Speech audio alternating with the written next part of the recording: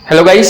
सो अब हम डिस्कस करेंगे अपना 2 सितंबर का इवनिंग शिफ्ट का कोई पेपर जेई मेंस का। ठीक है, तो आज ही इवनिंग वाले शिफ्ट में पूछा गया था। मॉर्निंग वाले शिफ्ट का मैं ऑलरेडी पेपर आपको डिस्कस करा चुका हूँ।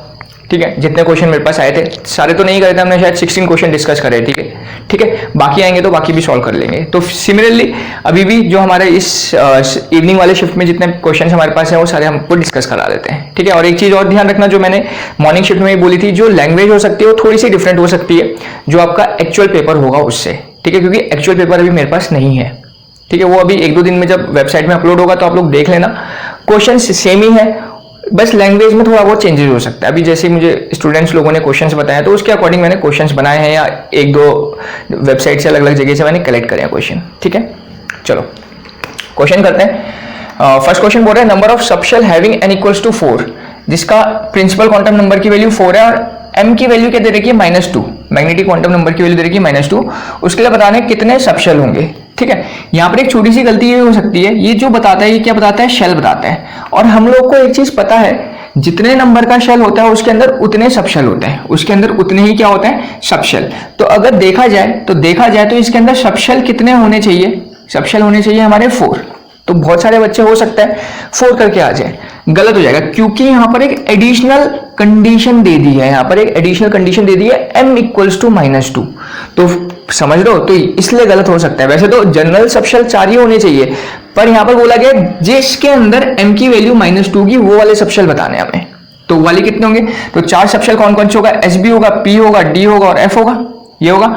तो इसमें जो इसके लिए L की वैल्यू क्या होती है, इसके लिए 0 1 2 3 ये होती है। तो इसके कॉरेस्पॉन्डिंग M की वैल्यू क्या होगी, तो -L2 + L होती है, -1 0 +1 -2 -1 0 +1 +2 M की वैल्यू होती है ना -L2 + L। Simple quantum number of question. और F के अंदर क्या होगी, -3 -2 -1 0 +1 +2 +3। ठीक है, तो आपसे बोला गया जिसका quantum number principal quantum number 4 है, मतलब शेल चौथा है, और साथ ही साथ बोल दिया गया है m की वैल्यू कितनी होनी चाहिए, -2। तो -2 देखो केवल इन दोनों में आ रही है, एक -2 यहां पर आ रही है और यहां पर -2 आ रही है, मतलब केवल d और f को हम काउंट करेंगे तो टोटल कितने हो गए, 2 हो गए। इस बार हम s और p को काउंट नहीं करेंगे क्योंकि यहां पर एक अलग से कंडीशन दे दी है। अगर ये नहीं दिया होता, डायरेक्ट बोलता कि बताओ कितने सबशेल हैं, तब कितने बोलते, 4 सबशेल बोल देते। समझ आ रही बात। अगर बाय द वे नहीं दिया होता तो डायरेक्ट कितने बोलते, 4 सबशेल, जितने नंबर का शेल उसमें उतने सबशेल होते हैं। पर यहाँ पर ऑलरेडी बोल दिया गया कि m जिसके अंदर -2 होगा, तो -2 दिख ही रहा है हमें, केवल d और f के अंदर -2 है। यहाँ तो -2 कहीं दिख नहीं रहा है s और p में, तो केवल हमारे पास कितने सबशेल होंगे जिसके अंदर ये और ये दोनों कंडीशन सेटिस्फाई होंगी, केवल हमारे पास 2 सबशेल होंगे, d और f। Clear, okay. ठीक है, तो ध्यान रखना है, गलती मत करना। या next question, question number 2, 3 elements of third period x y z, x है आपके पास, y है आपके पास, z है, सच दैट द x की ऑक्साइड्स, ओके। तो ये क्वेश्चन है आपका, x की जो ऑक्साइड्स हैं ये एसिडिक हैं, y की क्या है, एम्फोटेरिक हो गई, और z की क्या हो गई, आपकी बेसिक हो गई। ठीक है, तो आपको बताना है in order of atomic number, atomic numbers का ऑर्डर क्या होगा। तो पहली बात तो देख लो ध्यान से, ये एसिडिक है, ये एम्फोटेरिक है, ये बेसिक है, ये चीज हमें पता है। जो बेसिक होती है ये किसकी होती है, मेटल की ऑक्साइड्स, मेटल्स की oxides are basic and non metals की oxides are amphoteric, sorry acidic. Non metals की ऑक्साइड जो होती हैं एसिडिक होती हैं, और मेटल्स की ऑक्साइड क्या होती है, बेसिक होती है। ये हमें सिंपल पीरियोडिक टेबल और एस ब्लॉक पी ब्लॉक का कॉन्सेप्ट के अकॉर्डिंग पता है। ठीक है, तो अब जरा देखो एक चीज और पता है आप लोग को, जब हम पीरियोडिक टेबल बनाते हैं तो लेफ्ट साइड में हमारे क्या होते हैं, मेटल्स होते हैं, और ऐसे बढ़ेंगे फिर यहाँ पर हमारे क्या आएंगे, मेटलॉइड्स आएंगे, मेटलॉइड्स आते हैं, और उसके बाद हमारे क्या आते हैं, यहाँ पर नॉन मेटल्स आते हैं। पता है ना आपको, नॉन मेटल्स आते हैं अगर हम पीरियोडिक टेबल बनाएंगे तो। और ऐसे अगर हम देखें सेम पीरियड की अगर हम बात करें, अगर पीरियड हमारा क्या रहेगा, सेम रहेगा, तो एटॉमिक नंबर क्या करता है, ऐसे एटॉमिक नंबर क्या करता है बेटा, इंक्रीज करता है। ऐसे एटॉमिक नंबर इंक्रीज करता है ना, तो बस हो गया। मतलब नॉन मेटल्स का जो एटॉमिक नंबर होगा सबसे ज्यादा होगा, फिर मेटलॉइड का होगा, और सबसे कम किसका होगा, मेटल का होगा, अगर सेम पीरियड की बात करिए तो। और नॉन मेटल की क्या है, एसिडिक है, मतलब ऑक्साइड एसिडिक है, मतलब ये क्या होंगे, नॉन मेटल रहे होंगे। बात समझ रहे हो, मतलब इसका नॉन मेटल्स का एटॉमिक नंबर क्या है, एटॉमिक नंबर इंक्रीज कर रहा है ऐसे across the period, same period की अगर हम बात करें तो नॉन मेटल का सबसे ज्यादा है, मतलब इसका सबसे ज्यादा होगा, तो एक्स का सबसे ज्यादा होगा, एक्स के बाद किसका होगा, वाई का होगा, और सबसे कम किसका होगा, मेटल्स का होगा। जो बेसिक ऑक्साइड्स बना रहे हैं तो मेटल्स का होगा, तो एक्स वाई जेड ये हमारा ऑर्डर हो जाएगा। यस, एक्स वाई जेड एकदम सिंपल सीधा सीधा सा क्वेश्चन है आपका पी ब्लॉक का, बहुत इजीली सॉल्व कर सकते हो आप, ठीक है। Next question, the structure of SF6 is octahedral. Okay, तो SF6 का स्ट्रक्चर इन्होंने बोल दिया ऑक्टाहेड्रल है। जानते हैं इसकी हाइब्रिडेशन क्या होगी, sp3d2 होगी। स्ट्रक्चर इस टाइप का होता है आपका SF6 का, ठीक है, ऑक्टाहेड्रल स्ट्रक्चर होता है। आपसे बोल रहा था स्ट्रक्चर ऑफ SF4 इज, तो SF4 की हाइब्रिडेशन निकालो, SF4 की हाइब्रिडेशन निकालो, क्या आएगी, हाफ 6 + 4 - 0 + 0, ये पता है ना आप लोग को, हाफ बहुत बार बता रखा है, 10 मतलब 5 हो जाएगी, 5 मतलब क्या हाइब्रिडेशन हो जाएगी, sp3d हाइब्रिडेशन हो जाएगी, और sp3d हाइब्रिडेशन है तो मतलब क्या होगा, ट्राइगोनल बाइपिरामिडल हो जाएगा। यही होता है इसकी कॉरेस्पॉन्डिंग ज्योमेट्री, इस ट्राइगोनल बाइपिरामिडल, ठीक है। पिरामिडल, स्क्वायर, प्लेनर, प्लेनर तो हो नहीं सकता। अच्छा, बाय द वे अगर इसको और डिटेल में मैं बताऊं तो इसका स्ट्रक्चर जो होगा, एक्चुअल जो इसका स्ट्रक्चर होगा वो होगा सीसॉ, ठीक है, इस टाइप का ये दिखेगा हमें। तो जो एक्चुअल इसका शेप होगा वो होगा सीसॉ, ठीक है। तो बाय द वे अगर ट्राइगोनल बाइपिरामिडल के साथ सीसॉ भी गिवन होता, अगर ये तो इसमें तो ठीक है डायरेक्टली ट्राइगोनल बाइपिरामिडल लगा देंगे, अगर इस ट्राइगोनल बाइपिरामिडल के साथ ये सीसॉ भी गिवन होता तब हम किसको टिक करते, सीसॉ को टिक करते हैं, ठीक है, क्योंकि एक्चुअल जो इसका शेप है वो क्या है, सीसॉ है ऑलरेडी। जो ज्योमेट्री है वो ट्राइगोनल बाइपिरामिडल वाली ही है, पर उसके अंदर हमें पता है अगर एक लोन पेयर होता है तो सीसॉ होता है, 2 लोन पेयर होते हैं तो टी शेप होते हैं, 3 लोन पेयर होते हैं तो लीनियर होता है, ठीक है। ये मैंने केमिकल बॉन्डिंग के अंदर आपको बता ही रखा है, ठीक है बेटा, तो ध्यान रखेंगे आप लोग। Next which will not show isomerism, तो आइसोमेरिज्म कौन से शो नहीं करते, कोऑर्डिनेट कंपाउंड है। कोऑर्डिनेट कंपाउंड के अंदर हमें पता है जो हमारा अगर कोऑर्डिनेशन नंबर 4 होगा, कोऑर्डिनेशन नंबर 4 में 2 पॉसिबिलिटी होती है, sp3 होती है, एक dsp2 होती है। तो जिसके अंदर ज्योमेट्री हाइब्रिडेशन क्या होती है, sp3 होती है, वो आइसोमेरिज्म शो नहीं करता है जनरल, केवल एक ही आइसोमेरिज्म को शो कर सकता है जब चारों के चारों अलग होंगे, ABCD। अगर ये वाला कंपाउंड होगा तभी वो क्या शो करेगा, आइसोमेरिज्म शो करेगा, वरना आइसोमेरिज्म शो नहीं होता है। तो देख लो ये तो शो करेगा ऑक्टाहेड्रल है, RS कॉन्फिगरेशन शो करेगा, NiNH3 यस दिस, ये वाला क्या है आपका जो बी वाला पार्ट है, ये आपकी हाइब्रिडेशन क्या है, इसकी sp3 हाइब्रिडेशन है। हाइब्रिडेशन वगैरह निकालनी आती है आप लोग को, हाइब्रिडेशन क्या है उसकी sp3 है, और sp3 होने के कारण वो कोई सा भी आइसोमेरिज्म शो नहीं करेगा। sp3 में केवल एक ही कंडीशन में आइसोमेरिज्म शो होता है, कब, जब चारों के चारों जो लिगेंड है वो अलग हों, पर यहाँ पर 4 लिगेंड अलग नहीं है, तो नॉट शो आइसोमेरिज्म, ये वाला आइसोमेरिज्म शो नहीं करेगा, सॉरी ये भी करेगा, ऑक्टाहेड्रल ज्योमेट्रिकल भी करेगा ये, और ये भी आपका शो करेगा, वो आपका स्क्वायर प्लेनर रहेगा, ठीक है। वो लास्ट वाला क्या है आपका स्क्वायर प्लेनर है, तो डी वाला भी सिस ट्रांस आइसोमेरिज्म शो कर देगा, ठीक है। Okay, question number 5, structure of XgF5-, तो XgF5- का स्ट्रक्चर क्या होगा, पहले इसकी हाइब्रिडेशन निकालो। हाइब्रिडेशन क्या होगी इसकी, हाफ 8 + 5 - 0 + 1, तो कितना आएगा, 14/2 दैट इज 7। 7 मतलब क्या होना चाहिए इसकी हाइब्रिडेशन, sp3d3 होनी चाहिए।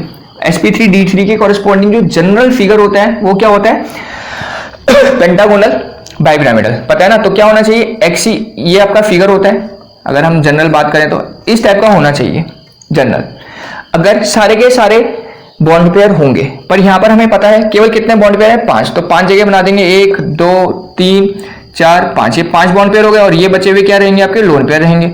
बस अब इनको ऐड अगर हम इनको मिला देते हैं तो क्या बनता है हमारा, तो देखो ये पेंटागोन बन रहा है, पेंटागोन बन रहा है ना, पेंटागोन बन रहा है, और एक प्लेन में बन रहा है, ये सारा प्लेन में होता है, ये वाला लोन पेयर प्लेन के नीचे, ये वाला लोन पेयर प्लेन के ऊपर, तो क्या बन रहा है यहां से, पेंटागोनल प्लेनर बन रहा है। तो XgF5- की जो ज्योमेट्री होगी वो क्या होगी, पेंटागोनल प्लेनर होगी। एक और दे रखा है आपको XgO3F2, इसकी भी देख लो, सिंपल है, आपको हाइब्रिडेशन निकालनी आनी चाहिए, ये मैंने बहुत बार आपको बहुत डिटेल में पढ़ा रखी है हाइब्रिडेशन वगैरह काफी बार, ठीक है।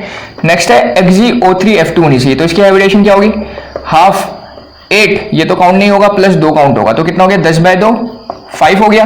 5 मतलब क्या होगी, sp3d होगी। समझ आ रहा है ना, ऑक्सीजन काउंट क्यों नहीं होगा, क्योंकि ऑक्सीजन मोनोवेलेंट नहीं होता, हाइब्रिडेशन में कौन सा लिखते हैं जो मोनोवेलेंट है, ये हमारा मोनोवेलेंट होता है, इसलिए केवल हमने 2 ही लिखा है, ठीक है। sp3d, और sp3d के कॉरेस्पॉन्डिंग तुम्हें पता है 3 2 5 5 बॉन्ड पेयर है, तो डेफिनेटली डायरेक्टली क्या लिख दोगे इसके लिए, ट्राइगोनल बाय पिरामिडल। तो इसकी जो ज्योमेट्री होगी वो होगी आपकी ट्राइगोनल बाय पिरामिडल, ठीक है, क्योंकि sp3d है, कितने बॉन्ड पेयर होने चाहिए, 5 होने चाहिए।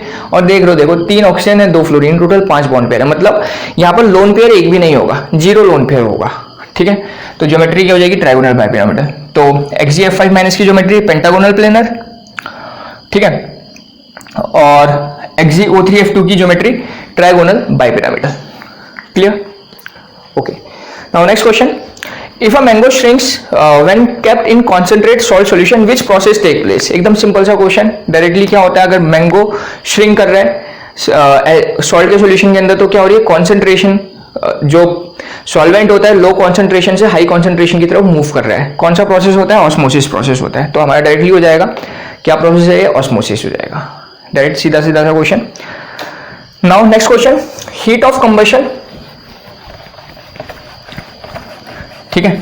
Next question, heat of combustion of ethanol, question number 7, heat of combustion of ethanol at 27 degree Celsius, temperature दे दिया 27 डिग्री सेल्सियस, ठीक है। इसको 273 से ऐड कर दोगे तो कितना आ जाएगा, 300 आ जाएगा, केल्विन में चाहिए होता है हमें कैलकुलेशन में। Heat of combustion delta H दे रखा है आपको कितना, 3-327 किलो कैलोरीज, कितना दे रखा है। How much heat is evolve in calories, आपको हीट बतानी है कैलोरीज में at constant volume. Constant volume का मतलब क्या होता है, डेल्टा यू, कांस्टेंट वॉल्यूम में हीट बतानी है, कांस्टेंट वॉल्यूम का मतलब क्या बताना है आपको, डेल्टा यू बताना है, ये भी बहुत बात करिए। कांस्टेंट वॉल्यूम का मतलब चेंज इन एनर्जी, और कांस्टेंट प्रेशर का मतलब क्या होता है, डेल्टा एच होता है। थर्मोडायनामिक्स के अंदर इस बारे में डिटेल में बात करी हुई है। कांस्टेंट वॉल्यूम बोला जाए तो डेल्टा यू निकालना है, कांस्टेंट प्रेशर में जो हीट होती है उसको बोलते हैं delta H, that is enthalpy, है ना। तो डेल्टा यू आपको निकालना है, डेल्टा यू का फॉर्मूला आपको पता ही है, डेल्टा एच क्या होता है, delta U plus delta NRT. Morning shift में भी ऐसा क्वेश्चन पूछा गया था। तो डेल्टा यू निकालना है, डेल्टा यू कितना आ जाएगा, डेल्टा एच इसको यहां लेके जाओ माइनस डेल्टा एनआरटी हो जाएगा, ठीक है। तो डेल्टा एच कितना गिवन है आपको, पुट करेंगे -327। अच्छा एक चीज और, जो डेल्टा यू निकालना है वो किस में निकालना है, कैलोरीज में निकालना है, पर यहाँ पर डेल्टा एच किस में गिवन है, किलो कैलोरीज में। तो इसको कैलोरी में कन्वर्ट करना पड़ेगा, तो कैलोरी में कन्वर्ट करने के लिए क्या करना पड़ेगा, इसको 1000 से मल्टीप्लाई, 10³ से मल्टीप्लाई करेंगे तो क्या बन जाएगा आपका, कैलोरी बन जाएगा, समझो ना, क्योंकि जो आंसर चाहिए हमें वो कैलोरी में चाहिए क्वेश्चन के अकॉर्डिंग। और डेल्टा एच गिवन है आपको किलो कैलोरीज में, तो इसको 1000 से मल्टीप्लाई करेंगे तो कैलोरी बन जाएगा, तो 10³ हो गया माइनस। अच्छा डेल्टा एन क्या होगा, तो डेल्टा एन के लिए आपको रिएक्शन लिखनी पड़ेगी, तो रिएक्शन यहां लिख देता हूं मैं। तो रिएक्शन क्या होगी, टेम्परेचर, चलो पहले डेल्टा एन को एज इट इज रहने देता हूं। आर पता है, गैस कांस्टेंट कैलोरीज में क्या होता है 2 होता है, और टेम्परेचर आपको पता ही है कितना है 300 × 300, ठीक है। आर की वैल्यू 2 होती है ना, जूल्स में होती है 8.314, पर कैलोरीज में क्या होती है 2 होती है। हमारा आंसर कैलोरी में चाहिए तो हम 2 ही लिखेंगे।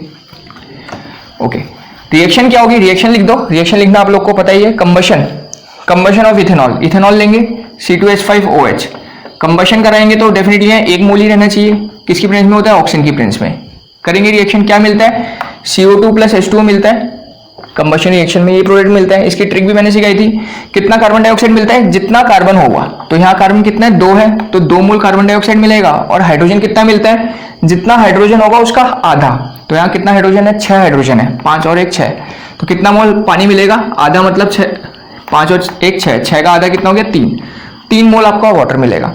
तो ये बैलेंस, ये बैलेंस, ये बैलेंस, केवल ऑक्सीजन बैलेंस करना। ऑक्सीजन चेक कर लो, 2 × 4 5 6 7, यहाँ 7 ऑक्सीजन है, तो यहाँ पर क्या करना पड़ेगा, 3 से मल्टीप्लाई करना पड़ेगा, ताकि 3 × 6 + 7 हो गया, ठीक है। स्टेट लिख दो, इसकी स्टेट लिक्विड होती है, इसकी गैस होती है, गैस होता है, ये लिक्विड होता है। तो डेल्टा एन क्या होता है, number of moles of product minus number of moles of reactant, ऐसे ही निकालते हैं ना डेल्टा एन की वैल्यू। और हम किसको काउंट करते हैं, किसको कंसिडर करते हैं, जो हमेशा किस किस स्टेट में होता है, तो गैस स्टेट में होता है, तो एक्वा स्टेट में होता है, इन्हीं को काउंट किया जाता है। बेसिक थिंग इक्विलिब्रियम की। प्रोडक्ट में ये देखो 2 है, पर ये लिक्विड में, तो इसको तो नहीं करेंगे, केवल इसको करेंगे, तो कितना जाएगा 2।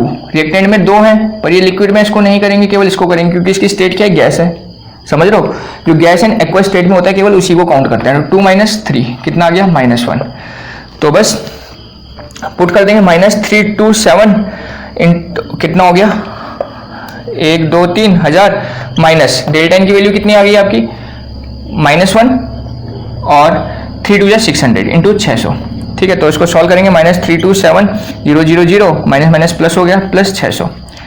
बस अब आप इसको सॉल्व कर लो, आपका आंसर आ जाएगा। समझ लो ना, इसको सॉल्व करते हैं कितना आएगा 327,000 और 600 माइनस करना है हमें,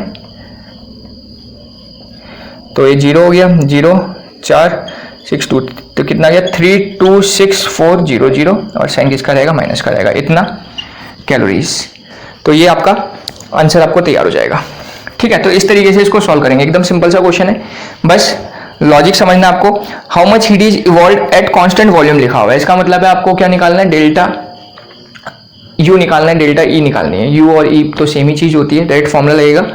डेल्टा एन कैसे निकलेगा, रिएक्शन लिखो, यही तो रिएक्शन होती है कंबशन की। कंबशन की रिएक्शन आपको पता होगी, एक मोल को जब बर्न करते हैं the presence of oxygen, carbon dioxide and पानी निकलता है, वाटर निकलता है, इसी रिएक्शन को कंबशन रिएक्शन कहते हैं। तो डेल्टा एन कैसे निकलेगा, number of moles of product minus reactant, और काउंट वही करते हैं जो किस स्टेट में होंगे, गैसेस और एक्वा स्टेट में होंगे। तो इसमें देखो ये लिक्विड में था इसलिए इसको काउंट नहीं करेंगे, यहाँ पर ये लिक्विड में नहीं करेंगे, गैस गैस इन दोनों को काउंट करेंगे। तो प्रोडक्ट में केवल यही काउंट होगा 2 माइनस रिएक्टेंट में केवल ये काउंट होगा 3 -1, वैल्यू सब्स्टिट्यूट करी तो हमारा आंसर आ गया। और आर की वैल्यू आप लोग जानते हो कैलोरीज में कितनी होती है, 2 कैलोरी होती है। ठीक है, तो इस तरीके से हम ये क्वेश्चंस को सॉल्व कर सकते हैं। ठीक है, तो ये हो गया हमारे 7 क्वेश्चन। अब हम बात करते हैं और क्वेश्चंस की।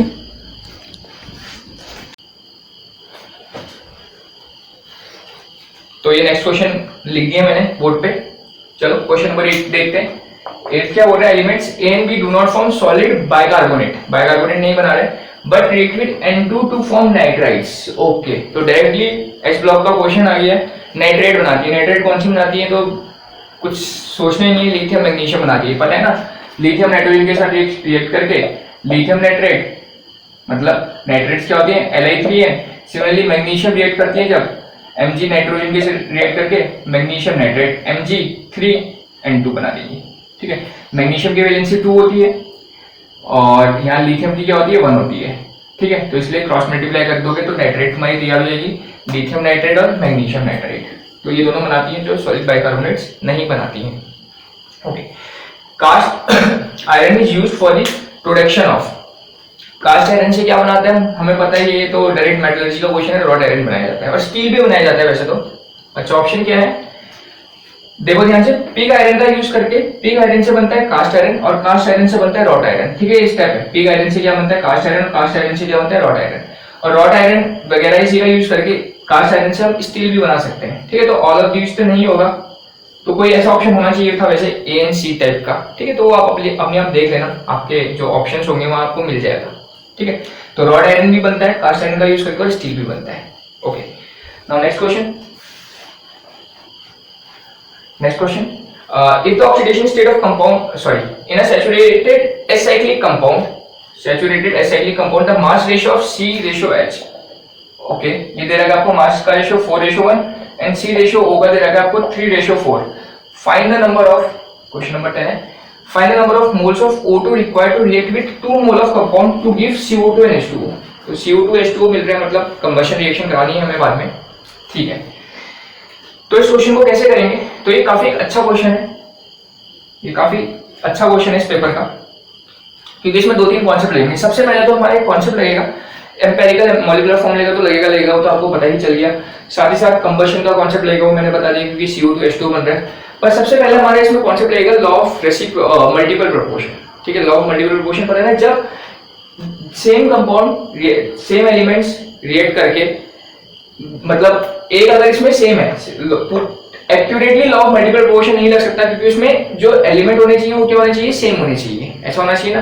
पर यहाँ पर एक एलिमेंट तो सेम है ना, तो एक एलिमेंट का जो वेट करेंगे वो क्या करेंगे, इसमें सेम करेंगे। मतलब सिंपल जो हमारा हमने पहले सीखा है मोल कॉन्सेप्ट के अंदर, वो वाला लॉजिक यहाँ पर लगाएंगे। ठीक है, तो क्योंकि यहाँ पर कार्बन 4:1 में है और यहाँ पर कार्बन 3:4 में है, तो इस टाइप से क्वेश्चन को तो हम कर नहीं पाएंगे, क्योंकि यहाँ पर कार्बन का अलग है, कार्बन का अलग है। तो क्या करेंगे, जो एक एलिमेंट कॉमन है, जो एक एलिमेंट क्या है कॉमन है, उसका जो वेट है वो सेम कर देंगे। तो उसका वेट सेम करने के लिए क्या करना पड़ेगा, इसको 3 से मल्टीप्लाई, इसको 4 से मल्टीप्लाई। तो इसको अगर 3 से मल्टीप्लाई कर देंगे तो क्या जाएगा, 4×12 रेशो, ये भी 3 से मल्टीप्लाई हो जाएगा 3, और इसको 4 से मल्टीप्लाई करो क्या हो जाएगा 4 3 जा 12 रेशो 16 ये हो जाएगा।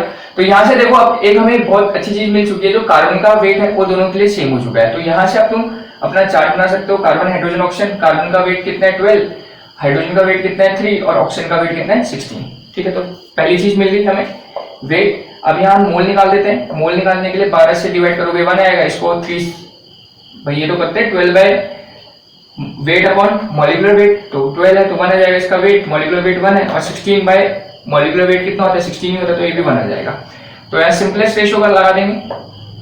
सिंपलेस्ट रेशियो क्या आएगा आपका 1 से डिवाइड करेंगे 131, तो हमारा एम्पेरिकल फॉर्मूला तैयार हो गया CH3O। This is your empirical formula.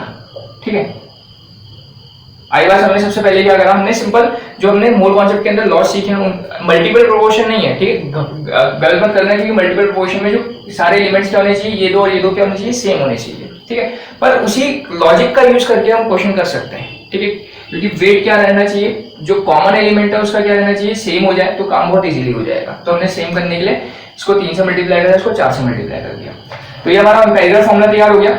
अब सवाल है मॉलिक्यूलर फॉर्मूला कैसे निकलेगा। तो मॉलिक्यूलर फॉर्मूले के लिए हमें मॉलिक्यूलर वेट चाहिए होता है। अगर हम जनरल इस टाइप के क्वेश्चंस अगर हमने करे हैं, आप लोगों ने देखा है, पर यहाँ पर मॉलिक्यूलर वेट गिवन नहीं है, तो क्या करेंगे, तो यहाँ पर एक देखो एक लैंग्वेज गिवन है आपको, सैचुरेटेड एसाइक्लिक कंपाउंड। एक सैचुरेटेड कंपाउंड है, डबल बॉन्ड नहीं है मतलब, और साथ ही साथ एसाइक्लिक कंपाउंड है। समझ लो, एसाइक्लिक मतलब ओपन चेन वाला कंपाउंड है। तो देखो ये क्या हो सकता है इसको क्या करोगे, 2 से अगर मल्टीप्लाई कर दो, क्योंकि सैचुरेटेड एसाइक्लिक कंपाउंड है, अगर 2 से मल्टीप्लाई करो क्या बनेगा तुम्हारा C2H6O2 बन जाएगा।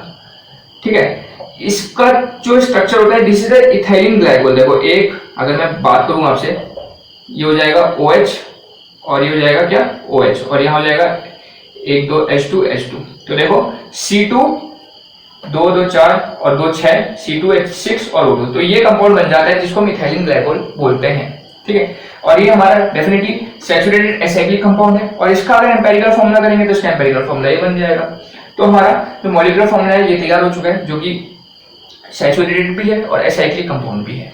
ठीक है, ये थोड़ा सा यहाँ पर आपको लॉजिक लगाना पड़ेगा बस। अब इसका रिएक्शन करवा रहे हैं किसके साथ, final number of moles of O2 required to react with, तो इसको रिएक्शन करा रहे हैं किसके साथ, O2 के साथ। O2 के साथ रिएक्शन करेंगे तो डेफिनेटली कंबशन रिएक्शन होगी। क्या मिलता है CO2NH2, थोड़ी देर पहले मैंने बताया था कितना CO2 मिलता है, जितना इसमें कार्बन है तो 2 कार्बन है तो 2 CO2, और कितना हाइड्रोजन H2O मिलता है, जितना इसमें हाइड्रोजन है उसका आधा, तो 6 हाइड्रोजन है तो कितना H2O मिलेगा, आधा मतलब 3 हाइड्रोजन। तो ये बैलेंस रहता है, इसको बैलेंस कर देंगे, 3 4 7 हो गया, और यहाँ पर क्या करना पड़ेगा आपको 5/2 करना पड़ेगा, 2 से 2 कैंसिल आउट हो गया, 5 + 2 7। ठीक है, तो हो गया बस। तो यहाँ देखो 1 मोल है, 1 मोल से कितना मोल ऑक्सीजन मिल रहा है, 5/2 मोल ऑक्सीजन का मिल रहा है, 5/2 मोल ऑक्सीजन का मिल रहा है। और क्वेश्चन में आपको बोल रहा है कितना रिएक्ट कर जाए, final number of moles of O2 required to react with 2 mole of compound. Compound कितना होना चाहिए, 2 मोल होना चाहिए, तब बताओ ऑक्सीजन कितना मिलेगा। तो अगर 1 मोल से 5/2 मोल मिल रहा है तो 2 मोल से कितना मिलेगा अभी, तो 2 से मल्टीप्लाई करोगे मतलब 5 मोल मिलेगा। ये आपका आंसर हो जाएगा, समझ लो ना, क्योंकि 1 मोल से 5/2 मिल रहा है according to balanced chemical reaction. तो आपसे बोला जा रहा है क्वेश्चन के अकॉर्डिंग, जब 2 मोल रिएक्ट करेगा तो 2 मोल से कितना मिलेगा, 5/2 × 2, 2 से 2 कैंसिल आउट हो गया, 5 हो गया। तो हमारा आंसर आ जाएगा इस क्वेश्चन का 5। ठीक है, तो इंटीजर टाइप का क्वेश्चन ये रहा होगा जिसका हमने क्वेश्चन कर लिया। तो अच्छा क्वेश्चन है, 2-3 कॉन्सेप्ट इसमें लग रहे हैं। एक नॉर्मल ये वाला कॉन्सेप्ट लग गया, एक एम्पेरिकल फॉर्मूला का कॉन्सेप्ट लग गया, फिर आपको एसाइक्लिक कंपाउंड का कॉन्सेप्ट लग गया, उसके बाद कंबशन का कॉन्सेप्ट लग गया। ठीक है, तो एक बढ़िया क्वेश्चन यहाँ पर दे दिया गया आपको। Next question number 11। क्वेश्चन 11 बोल रहा है, if the oxidation state of the compound K2Cr2O7 KMnO4 and K2FeO4 are XYZ respectively, calculate X + Y + Z। ठीक है, इस टाइप का कंपाउंड हमारा जेई जो जनवरी वाला सेशन हुआ था वहां पे पूछा गया था, सेम इसी सिमिलर टाइप का क्वेश्चन, बस ये कंपाउंड से लगते हैं। तो बहुत सिंपल है, ऑक्सीडेशन स्टेट निकाल दो सबसे पहले सबकी। क्रोमियम की क्या होगी 7 × 14 और ये हो गया 16, तो क्रोमियम की होगी यहाँ पर 6 + 6 में, यहाँ पर 4 × 8 और 1 + 7, और यहाँ पर क्या होगी 4 × 8 और +2 + 6 हो गई। ठीक है, ये ऑक्सीडेशन स्टेट होगी, निकालनी आती है ना सबको। ये देखो इसकी 2 हो गई प्लस x हो गई माइनस 4 to 8 हो गई इक्वल टू 0, तो x माइनस 6 इक्वल टू 0, तो x इक्वल टू +6, तो +6 आ गई।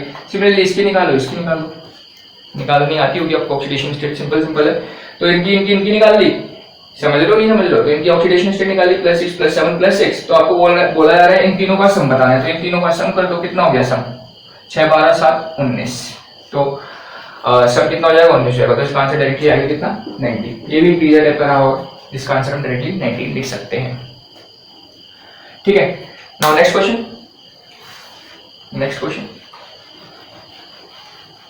क्वेश्चन नंबर 12 बोल रहा है a metal having work function is subjected to a light having wavelength 300 nanometers, the maximum kinetic energy of emitted photoelectron। Okay, directly photoelectric effect में based question, atomic structure का क्या formula होता है, E = E0 plus kinetic energy, याद है ना।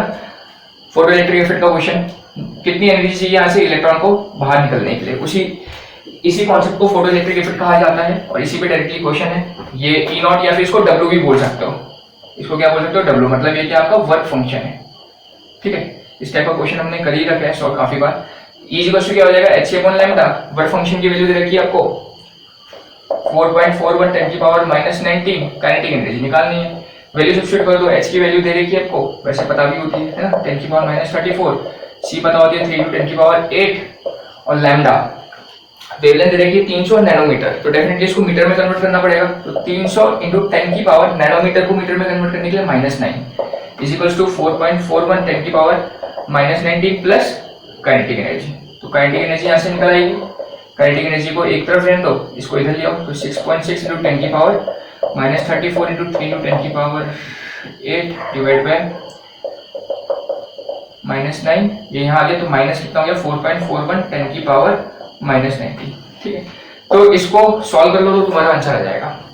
ठीक है, आई थिंक 220 के अराउंड या 222 के अराउंड आ जाएगा, 222 10 की पावर -21। ठीक है, एक बार इसको सॉल्व कर लेना, एक बार इसको आप लोग सॉल्व कर लेना, मुझे एक्यूरेट आंसर नहीं पता तो नहीं लिखते हैं। ठीक है, जब आप इस पूरे को सॉल्व कर लोगे तो आपका आंसर अपने आप आ जाएगा, या मैं सॉल्व नहीं कर रहा हूँ, इतना तो आप लोग कर ही सकते हो भाई। इसको सॉल्व करो, जो आंसर आएगा सब्ट्रैक्ट कर दो, आंसर तैयार। ठीक है, तो हमारा ये भी हो जाएगा। नाउ नेक्स्ट क्वेश्चन, क्लियर हो गया, एकदम सिंपल सा क्वेश्चन है, ज्यादा कोई टफ क्वेश्चन नहीं है, डायरेक्ट फॉर्मूला बेस्ड क्वेश्चन है, फोटोइलेक्ट्रिक इफेक्ट के अंदर जो हमने सीखा था एटॉमिक स्ट्रक्चर वाले चैप्टर में। Question number 13, for this cell, आपके पास सेल है 2Cu plus Cu plus Cu2 plus, इसके लिए Ln K की वैल्यू आपको बतानी है। ओके, इलेक्ट्रोकेमिस्ट्री का सिंपल क्वेश्चन, दो सेल रिएक्शन दे रखी है, तो चलो पहले जो गिवन है उसको देखते हैं। एक ही हो गया, E0 कितना है इसका 0.52, और दूसरा क्या है Cu, electron gives Cu plus, इसका E0 दे रखा है आपको 0.16 वोल्ट। ठीक है, ये दो गिवन है, इनका यूज करके ये रिएक्शन बनानी है, तो कैसे बनाएंगे, तो चलो देखते हैं। तो देखो सबसे पहले यहाँ 2 प्लस राइट साइड है, तो इसको रिवर्स करना पड़ेगा। ठीक है, इसको रिवर्स कर देते हैं, रिवर्स करोगे तो क्या आएगा, समझ लो 2 प्लस है लेफ्ट साइड पर, जो रिएक्शन मेन रिएक्शन लानी है इसमें 2 प्लस का है राइट साइड है, तो इसको रिवर्स कर दिया, प्लस इलेक्ट्रॉन गिव्स, उल्टी साइड चले गया तो क्या हो गया Cu2 प्लस हो गया। और इस वाले को क्या करेंगे, इस वाले को सॉरी इलेक्ट्रॉन उस साइड चले जाएगा, रिवर्स करेंगे तो, और इस वाले को एज इट इज रख देंगे, एज इट इज रखेंगे, क्या आएगा Cu plus plus electron gives Cu, बस अब इन दोनों को ऐड करेंगे, इलेक्ट्रॉन से इलेक्ट्रॉन कैंसिल हो गया, कितना हो जाएगा 2 मोल हो जाएगा Cu2 plus, sorry Cu plus कितना हो गया 2 Cu प्लस से क्या बन रहा है आपका Cu प्लस Cu2 प्लस मिल रहा है। तो देखो ये रिएक्शन हमें लानी थी, ये रिएक्शन हमें आ गई। अभी रिएक्शन आई कैसे है, तो एक को मैंने रिवर्स करा है, एक को मैंने क्या करा है एज इट इज रखा है। ठीक है, तो सबसे पहले क्या निकालना पड़ेगा मुझे इस रिएक्शन का E0 से। तो एक चीज का ध्यान रखना, क्या कर सकते हो आप लोग, E0 सेल को क्या करोगे, इसको रिवर्स करा है तो इसके लिए तुम डायरेक्टली करोगे। एक चीज मैं पहले बता देता हूं, इसको सपोज 1 मान लो, इसको 2 मान लो। ठीक है, तो इसको तुमने क्या करा है, रिवर्स करा है, और इसको एज इट इज पुट करा है, तो इसको एज इट इज रखोगे तुम E0 1, और इसको रिवर्स करके रिएक्शन आई है, तो डेफिनेटली इसका जो E0 2 होगा वो क्या हो जाएगा, माइनस में हो जाएगा ना, माइनस 0.16 हो जाएगा और इसका एज इट इज होगा 0.52, क्योंकि एज इट इज पुट करा है, इसको रिवर्स कर दिया। तो तुम इन दोनों को ऐड कर रहे हो तो E01 minus E01 plus E02 लिखोगे और E01 की वैल्यू क्या है आपके पास 0.52 और E02 की वैल्यू देखो क्या है माइनस 0.16 है। समझ आ रही है? 0.16 नहीं है क्योंकि जो फाइनल रिएक्शन आई है वो इसका यूज करके नहीं आई है, वो इसका यूज करके आई है और इसमें क्या करा है, इसको रिवर्स करा है। तो अगर इसको रिवर्स करोगे तो इसकी E0 वैल्यू भी रिवर्स हो जाएगी। समझ लो, माइनस 0.16 ये कर सकते हैं बहुत सारे बच्चे, बहुत सारी जगह आपको ऐसा देखने को मिलेगा। ठीक है, अभी काम हो जाएगा पर ये गलती भी हो सकती है। ठीक है, क्योंकि मैंने ये चीज बता रखी है आपको, इंटेंसिव एक्सटेंसिव प्रॉपर्टी के बारे में काफी चीजें मैंने बता रखी है पहले। ठीक है, फिलहाल अभी तो ये सही है पर हर बार सही नहीं होता। एक बार आप प्रीवियस ईयर के जेईई के जो मैंने क्वेश्चन डिस्कस करे थे ना उसमें देखना, उसमें हम डायरेक्टली ऐड नहीं कर सकते। समझ लो, क्योंकि इसको इंटेंसिव प्रॉपर्टी होने के कारण it is not an additive property, ये एडिटिव प्रॉपर्टी नहीं होती है। तो हमें क्या करना पड़ता है, इसको गिब्स फ्री एनर्जी की टर्म्स में चेंज करना पड़ता है। गिब्स फ्री एनर्जी क्या होती है, डेल्टा जी की फॉर्म में। समझ आ गया? तो इन सबको हम डायरेक्टली अभी आंसर करोगे तो ठीक आएगा। क्यों? क्योंकि सब में इलेक्ट्रॉन सेम है। वो गलत कब आता है, बाय द वे इलेक्ट्रॉन क्या हो जाए, बदल जाए, तब गलत हो जाएगा वो। ठीक है, तब क्या हो जाएगा, गलत हो जाएगा। ध्यान रखना इसका, अगर इलेक्ट्रॉन चेंज हो जाए, अभी तो देखो इस सेक्शन में भी एक इलेक्ट्रॉन है, इसमें भी एक इलेक्ट्रॉन है, इसमें भी एक इलेक्ट्रॉन है, अगर इलेक्ट्रॉन सब में सेम हो तब तुम डायरेक्टली ऐड कर सकते हो, क्योंकि डेल्टा जी का जब पुट करोगे ना तो आंसर सेम ही आएगा। समझ लो, तो इसलिए बहुत सारी जगह पे इसको डायरेक्टली ऐड करके भी लिखा रहता है। वरना अगर एक्यूरेट करना है तो एक्यूरेट के लिए डेल्टा जी निकालना पड़ेगा, इसके लिए डेल्टा जी निकालना पड़ेगा, इसके लिए डेल्टा जी निकालना पड़ेगा, माइनस NF E0 सेल का यूज करके। ठीक है, चलो निकाल ही देते हैं। इसके लिए डेल्टा जी क्या हो जाएगा, माइनस NF E0 सेल, जो हमें निकालना है। N की वैल्यू 1, F को F ही रहने देते हैं, E0 सेल। ठीक है, इसके लिए क्या होगा, माइनस NF फिर से सेम होगा। तो देखो अब जब डेल्टा जी का पुट करोगे, delta G 3 is equals to delta G 1 plus delta G 2, ये सब वगैरह पुट करोगे ना तो NF की वैल्यू क्या है, सब में सेम है तो कैंसिल आउट हो जाएगी। तो केवल आपका E0 सेल बचता है। तो इसका, क्योंकि जानते हो इसकी वैल्यू क्या होती है, E0 सेल, तो यहाँ से क्या बचता है, E0 cell is equals to E0 1 का प्लस E0 2 का, क्योंकि NF यहाँ भी होगा, NF यहाँ भी होगा, NF यहाँ भी होगा। अगर डेल्टा जी के टर्म्स में पुट करेंगे वो आपस में क्या हो जाएगा, कैंसिल आउट हो जाएगा। ठीक है, तो चलो, तो E0 सेल आ गया, क्लियर हो गया इतना। E01 1 कितना है, 0.52 और ये कितना है, माइनस 0.16, इतना हो गया। इसको सॉल्व कर लेते हैं, कितना आ गया, माइनस 0.436। तो E0 आ गया माइनस 0.36 वोल्ट, E0 आ गया आपका माइनस 0.36 वोल्ट। क्लियर हो गया? तो इस सेल का हमने सबसे पहले E0 सेल निकाल दिया। एक चीज का ध्यान रखना है, अभी तो हमारा डायरेक्टली हमने पुट कर दिया क्योंकि सब में तीनों रिएक्शन के अंदर एक ही इलेक्ट्रॉन है। बाय द वे 2 इलेक्ट्रॉन या 3 इलेक्ट्रॉन हो तब अगर पुट करोगे गलत हो जाएगा, तब डायरेक्टली हम डेल्टा जी का कॉन्सेप्ट यूज करके पुट करेंगे वैल्यू। ठीक है, मिशन क्वांटिटी ये जो मैंने आपको बता रखी है सुपर 30 सीरीज, उसके अंदर आप इलेक्ट्रोकेमिस्ट्री देखोगे तो वहां मैंने इस टाइप के क्वेश्चन डिस्कस करे काफी अच्छे तरीके से। ठीक है, तो आप लोग वहां भी देख सकते हो, इलेक्ट्रोकेमिस्ट्री के अंदर क्वेश्चंस काफी डिटेल में मैंने डिस्कस करे कि ऐसा गलत होता क्यों है या क्या सही होता है। आई थिंक पार्ट 1 के अंदर। ठीक है, इलेक्ट्रोकेमिस्ट्री में सुपर 30 सीरीज में जाओगे, पार्ट 1 के अंदर आपको ये मिल जाएंगे क्वेश्चंस, देख लेना एक बार। ठीक है, तो ये आ गया। तो अब बस E0 सेल का फॉर्मूला लगा देंगे। तो E0 सेल का फॉर्मूला क्या होता है, हमको फॉर्मूला पता है RT/NF और लॉग नहीं होगा, ln के हो जाएगा। लॉग करने के लिए क्या करते हैं, 2.303 से मल्टीप्लाई करते हैं, पर क्वेश्चन में बोला गया है आपको ln के की वैल्यू निकालनी है, तो कन्वर्ट करने की जरूरत नहीं है। और जरा देखो इसकी वैल्यू आपको गिवन ही है, इसकी वैल्यू कितनी गिवन है, 0.025 और E0 सेल निकाल चुके हो 0.36 इज इक्वल टू 0.025। n कितने इलेक्ट्रॉन्स थे, 1 ln के, तो ln के कितना आ जाएगा 0.36 डिवाइडेड बाय 0.025।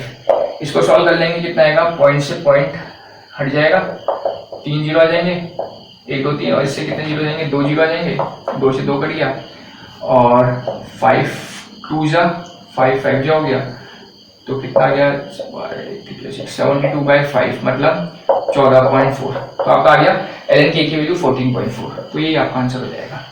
ठीक है, तो ln के की वैल्यू आ जाएगी आपकी 14.4, तो यही आपका आंसर हो जाएगा इस क्वेश्चन का। तो इस तरीके से क्वेश्चन कर सकते हैं, ज्यादा कोई टफ क्वेश्चन नहीं है। केवल कॉन्सेप्ट्स का ध्यान रखना है इसमें। ये वाला क्वेश्चन एक थोड़ा सा अच्छा क्वेश्चन था, क्वेश्चन तो ये भी ठीक है, बस आपको अगर फॉर्मुलेस वगैरह बताए तो क्वेश्चन बहुत इजीली बनेगा। ठीक है, तो चलो और क्वेश्चंस के बारे में बात करते हैं। तो ये हमारा आ गया नेक्स्ट क्वेश्चंस, मैंने यहाँ बोर्ड में लिख दिए। तो चलो क्वेश्चन 14 के बारे में डिस्कस करते हैं। क्वेश्चन 14 क्या बोल रहा है, यहाँ ब्रोमीन है, यहाँ क्या है, फ्लोरीन है। आपसे बोल रहा है एल्कोहलिक केओएच डालेंगे, तो इतना सभी को पता है एल्कोहलिक केओएच डालेंगे एलिमिनेशन रिएक्शन होगी और डबल बॉन्ड तैयार होता है, पता है ना सभी को। पर यहाँ पर एक चीज में कंफ्यूज हो सकते हो कि Br बाहर निकलेगा या F बाहर निकलेगा, क्योंकि दोनों ही लिविंग ग्रुप है। यहाँ से फ्लोरीन भी बाहर निकल सकता है, ब्रोमीन भी बाहर निकल सकता है। तो इसके लिए जरा बताओ, मैंने कॉन्सेप्ट सिखा रखा है तुम्हें, stronger the acid better will be leaving group, बहुत इंपॉर्टेंट बोला है ना। तो अगर तुम F माइनस निकालते हो तो इसका कॉन्जुगेट बनाओगे तो क्या बनेगा, HF बनेगा। और अगर यहाँ से Br माइनस निकालते हो तो इसका कॉन्जुगेट करोगे तो क्या बनेगा, HBr बनेगा। और जब तुम HF और HBr में देखोगे तो HBr इज स्ट्रॉन्गर एसिड, पता है सभी को, town the group acidic character बढ़ता है। तो भाई HBr ज्यादा स्ट्रॉन्गर एसिड है, तो अगर HBr स्ट्रॉन्गर एसिड है तो Br क्या होगा, एक बेटर लिविंग ग्रुप होगा। ये बता रही थी मैंने ट्रिक आपको कि stronger the acid better will be leaving group. जितना अच्छा एसिड होगा निकालते हुए जब कॉन्जुगेट बनाओगे तो जितना अच्छा एसिड बनेगा उतना अच्छा वो क्या होगा, लिविंग ग्रुप होगा। तो मतलब इस केस में हमारा अगर बात होगी फ्लोरीन की और ब्रोमीन की, तो बाहर कौन निकलेगा, ब्रोमीन बाहर निकलेगा। ठीक है, क्योंकि दोनों ही अच्छे लिविंग ग्रुप हैं। तो यहाँ से ब्रोमीन बाहर निकाल दो और यहाँ से हाइड्रोजन क्या करेगा, कार्बन हाइड्रोजन से इलेक्ट्रॉन खींच लेगा, तो क्या तैयार हो जाएगा, यहाँ डबल बॉन्ड और यहाँ फ्लोरीन एज इट इज रहेगा। तो ये आपका कंपाउंड बन जाएगा। आई बात समझ में। तो बस इसमें गलती मत करना, क्योंकि एक लिविंग ग्रुप अच्छा कौन होता है, जितना अच्छा स्ट्रॉन्गर एसिड है, down the group acidic character बढ़ता है। Clear, okay. Next question, question number 15 में आपको बताना है find the order of acidic strength. Okay, तो सबसे पहले इस कंपाउंड को बना देते हैं दोबारा। ये आपका कंपाउंड है COH, यहाँ OH हो गया, यहाँ OH हो गया, यहाँ NO2 CH, ठीक है, ये B हो गया, D C और A। ठीक है, आपके पास कंपाउंड है, आपको बताना है एसिडिक स्ट्रेंथ इन ABCD का। तो सबसे पहली बात तो आपको पता ही है, एसिड है तो एसिड का एसिडिक स्ट्रेंथ क्या होगा, सबसे ज्यादा होगा OH के रिस्पेक्ट में और ट्रिपल बॉन्ड के रिस्पेक्ट में, एल्काइन के रिस्पेक्ट में। ठीक है, और दूसरी बात B का तो सबसे ज्यादा हो गया, इतना तो क्लियर हो गया। ये भी फिनॉल है, क्योंकि देखो बेंजीन रिंग से डायरेक्टली अटैच्ड है, और ये भी फिनॉल है, बेंजीन रिंग से डायरेक्टली अटैच्ड है। तो मतलब इन दोनों का एसिडिक कैरेक्टर अभी हमें पहचानना है। और ये तो एल्काइन है, तो एल्काइन का तो डेफिनेटली कम होता है फिनॉल से, क्योंकि फिनॉल में फिनॉक्साइड आयन बन जाते हैं, जिसके कारण वो भी एसिडिक कैरेक्टर शो करते हैं, पता है ना। अब सवाल ये है कि A वाला फिनॉल और C वाला फिनॉल, इसमें ज्यादा किसका होगा। तो देखो इसके रेस्पेक्ट में देखेंगे NO2, तो आप लोग को पता है एक चीज, जो -I ग्रुप होता है या फिर कहो इलेक्ट्रॉन विड्रॉइंग ग्रुप होता है, इलेक्ट्रॉन विड्रॉइंग ग्रुप जो होता है will increase the acidic character. Acidic character को क्या करते हैं, इंक्रीज करते हैं, पता है सभी को। इलेक्ट्रॉन विड्रॉइंग ग्रुप क्या करते हैं, एसिडिक कैरेक्टर को इंक्रीज करते हैं। और जो OH ग्रुप होता है, ये कौन सा डायरेक्टिंग होता है, सबको पता है, ऑर्थो पैरा डायरेक्टिंग होता है। OH ग्रुप कौन सा होता है, डोनेटिंग ग्रुप है, मतलब ऑर्थो पैरा डायरेक्टिंग है। और इसके रेस्पेक्ट में जरा देखो NO2 कहां जुड़ा है, पैरा पोजीशन में जुड़ा है, मतलब ये क्या कर रहा है, एकदम बढ़िया -M इफेक्ट शो कर रहा है, -R इफेक्ट शो कर रहा है, मीजोमेरिक इफेक्ट। ठीक है, पर इसको जब चेक करोगे इस OH के रिस्पेक्ट में, तो ये देखो पैरा पोजीशन नहीं है इस OH के रिस्पेक्ट में, ये वाली NO2 की पोजीशन क्या है, मेटा पोजीशन है। मतलब यहां पर -M इफेक्ट शो नहीं होगा, यहां पर क्या होगा, -I इफेक्ट शो होगा। समझ लो ना, अगर एक्यूरेट पोजीशन है तो डेफिनेटली -M इफेक्ट होगा। पर अगर होनी क्या चाहिए थी, ऑर्थो पैरा होनी चाहिए थी, पर OH के रिस्पेक्ट में जो NO2 ग्रुप है मेटा पोजीशन में, तो मतलब ये आपका -I इफेक्ट शो करेगा, या इसके अकॉर्डिंग जो ये है ये -I शो करेगा, पर ये वाला OH क्या करेगा, -M। और तुम जानते हो -I और -M में ज्यादा अच्छा कौन सा होता है, ज्यादा डोमिनेट कौन सा होता है, -M होता है। ठीक है, अच्छा नहीं बोलना, अच्छा तो दोनों ही होते हैं, डोमिनेटिंग कौन सा होता है, -M होता है। तो इसी वजह से OH ग्रुप जो C वाला है वो ज्यादा स्ट्रॉन्गर एसिड होगा, फिर A वाला होगा, और फिर लास्ट में कौन सा होगा, D वाला होगा। ये आपका ऑर्डर हो जाएगा। ठीक है, क्योंकि यहाँ पर OH कहाँ होना चाहिए, ऑर्थो पैरा में होना चाहिए, वही है। तो इसके कारण से यहाँ से इलेक्ट्रॉन डेंसिटी एकदम, मतलब जो इलेक्ट्रॉन का ट्रांसफर होगा, मूवमेंट होगा, एकदम प्रॉपर तरीके से होगा। और दूसरा कह सकते हो फिर इसमें -I इफेक्ट है इस वजह से, और ये -I इफेक्ट है, डोमिनेटिंग -M होता है, इसलिए BCAD, ये आपका ऑर्डर हो जाएगा। ठीक है, सबसे ज्यादा B, फिर C, फिर A, फिर D। क्लियर, इतनी बात आ गई समझ में। ओके, नाउ नेक्स्ट क्वेश्चन क्या है, two acyclic compound A B having formula है C3H6O। दूसरी कहानी है एसाइक्लिक कंपाउंड बोला है यहाँ पर, दोनों क्या है एसाइक्लिक कंपाउंड है, ठीक है। अगर C3H6O फॉर्मूला है तो कंपाउंड क्या हो सकता है, कीटोन हो सकता है, CnH2nO है, जनरल फॉर्मूला हम लोग को पता ही है, CH3COCH3 कीटोन हो सकता है। फॉर्मूला मिला लो जरा, देखो 3 कार्बन 6 हाइड्रोजन और 1 ऑक्सीजन फॉर्मूला है। और अगर कीटोन है तो आप लोग को एक आइसोमर्स के अंदर एक कॉन्सेप्ट पता होगा, फंक्शनल आइसोमर्स। तो कीटोन किसके साथ फंक्शनल आइसोमर्स होता है, एल्डिहाइड के साथ। मतलब ये क्या हो सकता है, एल्डिहाइड भी हो सकता है। समझ रहे हो नहीं समझ रहे हो, कीटोन होता है तो पता चल गया इस फॉर्मूले का। और कीटोन के साथ साथ एल्डिहाइड उसका क्या होता है, फंक्शनल आइसोमर्स होता है। फंक्शनल आइसोमर्स आप लोग को सिखाया था आइसोमेरिज्म में, 2 और more compound having same molecular formula but different functional group. Molecular formula same होगा पर फंक्शनल ग्रुप बदल गया। यहाँ पर कीटोन फंक्शनल ग्रुप है, यहाँ पर एल्डिहाइड फंक्शनल ग्रुप है। उस आइसोमर्स को क्या बोलते हैं, फंक्शनल आइसोमर्स। और भी होते हैं इसके, पर वो साइक्लिक चेन के अंदर होते हैं। और ऑलरेडी क्वेश्चन के अंदर बोल दिया एसाइक्लिक होना चाहिए, तो इसलिए हम ये दो को चूज करेंगे, ठीक है। तो सपोज इसको मैं let this compound is A and इस कंपाउंड को मैं बी मान लेता हूँ। थोड़ी देर के लिए मैंने इसको ए मान लिया, इसको बी मान लिया, ठीक है। मुझे पता नहीं है कि ए कौन सा है बी कौन सा है, वो सारा इन्फॉर्मेशन आगे दे रखी है, उन सबका यूज करके मुझे पता चलेगा कौन सा ए कौन सा बी है, ठीक है। थोड़ी देर के लिए मैंने ए माना है, इसको बी माना है। हो सकता है ये बी हो सकता है ये ए हो, ठीक है, कंफ्यूज नहीं होना।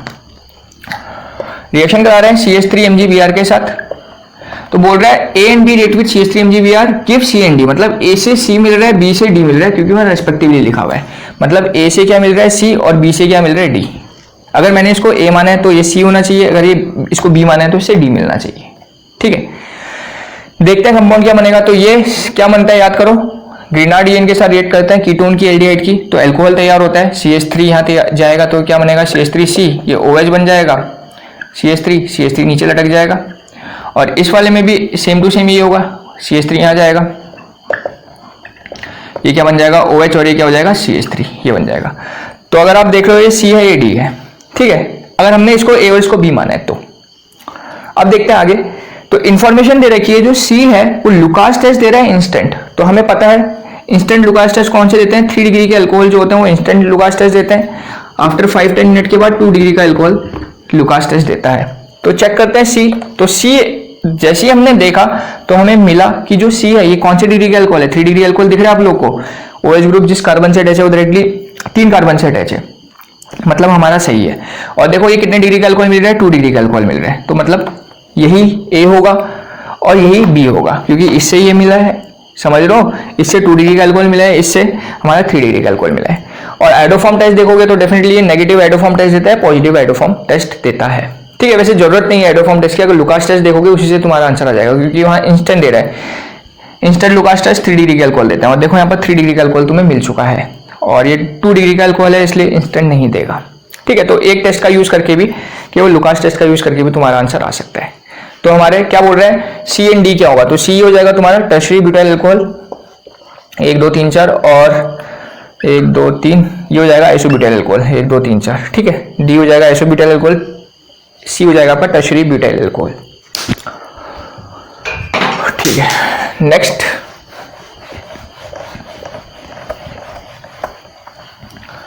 Question number 17। क्वेश्चन 17 है आपके पास, ये OH NO2 CH3, ठीक है। आपसे बोल रहे हैं इसमें क्या डाल रहे हैं, HNO3 और H2SO4 डाल रहे हैं।